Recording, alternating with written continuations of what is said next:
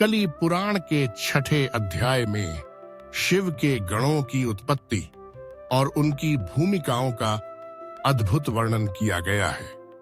इस अध्याय में यह बताया गया है कि शिव ने अपने शरीर से विभिन्न प्रकार के गणों को बनाया, जिनमें भूत, प्रेत और अन्य अलौकिक प्राणी शामिल हैं।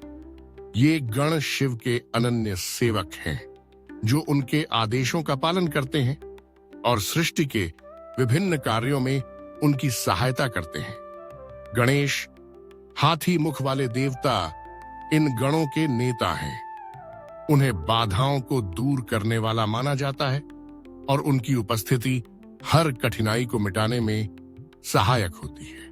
गणेश की विशेषता यह है कि वे अन्य भक्तों के मार्ग में आने वाली सभी विघ्न बाधाओं को समाप्त करते हैं, जिससे जीवन में सुख समृद्धि का संचार होता है।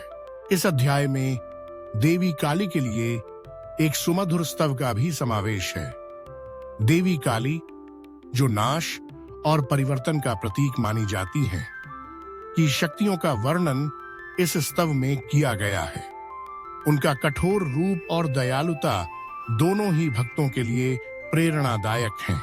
यह स्तव उनकी भक्ति और आस्था की गहराई को दर्शाता है, जिसमें भक्तों की सहानुभूति और श्रद्धा का एक अनूठा संगम है।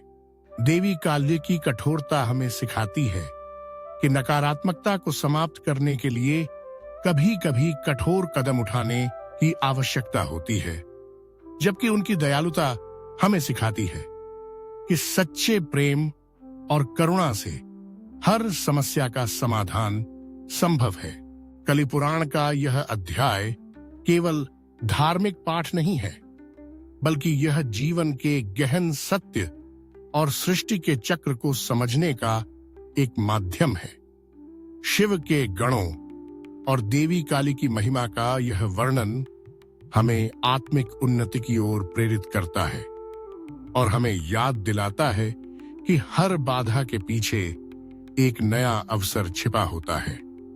इस प्रकार यह अध्याय न केवल ज्ञान का स्रोत है, बल्कि आस्था और भक्ति का भी प्रतीक है।